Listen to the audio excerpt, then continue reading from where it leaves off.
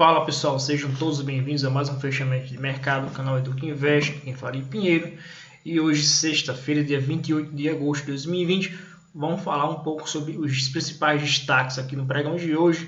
Como sempre, 3 papéis na ponta positiva e 2 papéis na ponta negativa. Então, aí, para a gente fazer o resumo do pregão de hoje. Então, vamos começar com Cyrela, CIR3. Me chamou aqui a atenção no pregão de hoje, deixando aqui um pivô de alta, um possível pivô de alta, né? Aqui na superação dos R$ 24,99. Perna de impulsão, houve essa correção, deixou formado aqui um fundo menor do que o anterior, então tinha essa expectativa que o preço ele viesse gerar aqui um pivô de baixa nesse fundo aqui atual em Cyrela 3. Só que no pregão de hoje ele acabou fazendo aqui algo ao contrário, perna de impulsão, perna de correção, fez aí um fundo maior do que o anterior e aí girou esse pivô de alta aqui em cima dos R$ 24,99. Então aí deixando o papel numa expectativa bastante interessante para a próxima semana. Se a gente for levar em consideração o movimento ali primário, vamos considerar como uma tendência primária aqui de médio prazo em Cyrela, então a gente pode considerar aqui uma perna de impulsão, pernas de correção aqui num processo de correção, e aí está tentando pegar essa expectativa, gerando nesse pivô aqui intermediário que a gente chama de pullback pré-rompimento.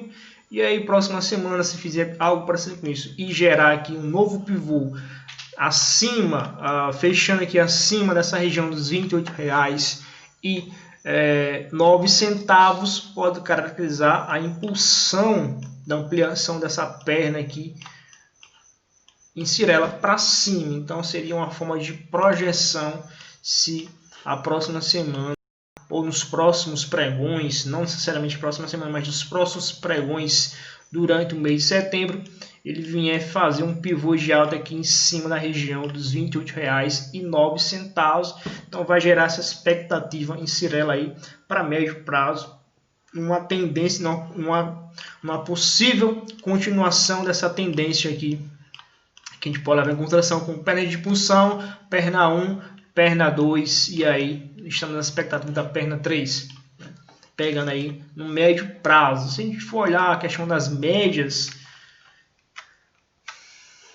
aproximar aqui mais para vocês visualizar, temos a média 200 abaixo do preço, a média 9 aqui já fez a inclinação para cima, deixando armado 9.1 de compra. Para vocês que não sabem como é que funciona o setup 9.1 de compra, hoje eu coloquei um vídeo mais cedo no canal sobre os setups operacionais, começando com o setup 9.1 de compra e de venda de Larry Williams.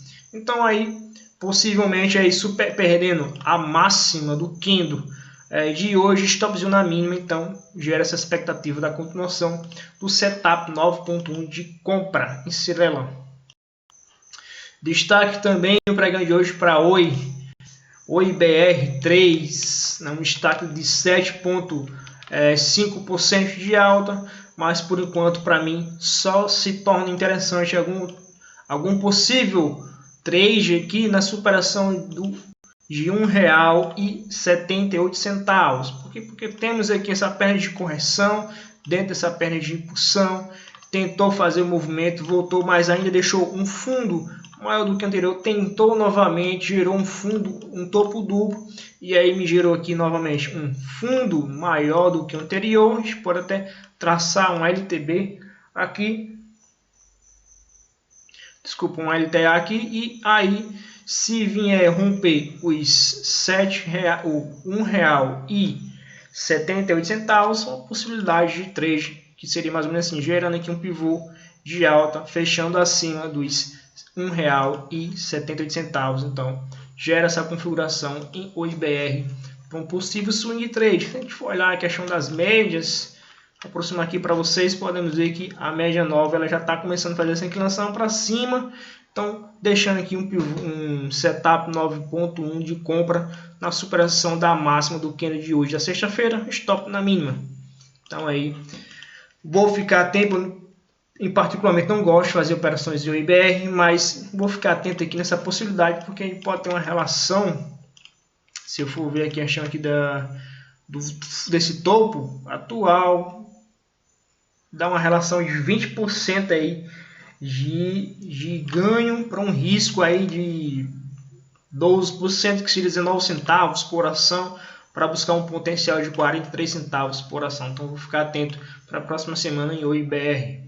Destaque também na ponta positiva direcional de 3, me gerando aqui um pivô de alta no gráfico diário, que por coincidência é justamente o acionamento da nossa entrada pelo gráfico semanal. Eu tenho comentado no nosso estudo de final de semana que aí existia essa expectativa, se viesse superar os R$ 15,25, seria uma forma de trade, tendo em vista que eu tenho, só ajustar aqui melhor para vocês, tendo em vista que eu tenho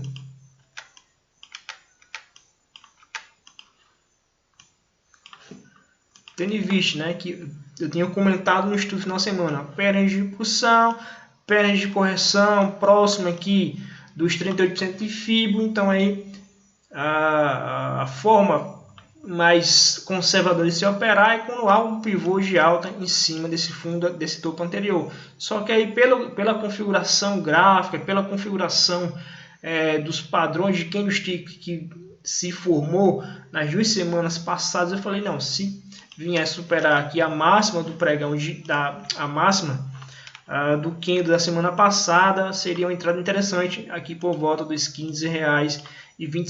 Então, pelo gráfico semanal, ele acionou essa entrada pelo gráfico semanal, e aqui no gráfico diário a gente pode ver o candle que gerou esse acionamento aqui, um bate de um candle aqui, gerando um pivô aqui em cima nessa região dos R$ 15,25, um volume financeiro acima da média de 20, mas ainda tímido em relação a esses outros 2 volumes aqui lá do mês de julho, mas aí reforçando essa expectativa que haja esse movimento aqui para cima, e o alvo final é lá nos R$ 17,47. Então foi o meu alvo, será meu alvo final aí pelo gráfico semanal em D3 direcional. Destaque aqui na ponta negativa, Marfrig, uma queda de 1,33%, nada a fazer, ainda está nesse movimento de impulsão após o rompimento dessa faixa aqui dos R$ 15,88. Se a gente for olhar a questão das médias, eu tenho minha média 9 próxima aqui do preço, a média 20 já está aqui próximo dos R$ 15,88, mas possíveis trade aqui em Marfrig, para mim só se torna interessante se ele vier fazer aqui uma sequência. Deixa eu só mostrar aqui para vocês na teoria o que seria interessante. Ele viesse fazer uma sequência aqui, uma correção próximo da região dos R$ 15,88, e aí em seguida gerando aqui um pivô, uma configuração de padrões de candles, pode ser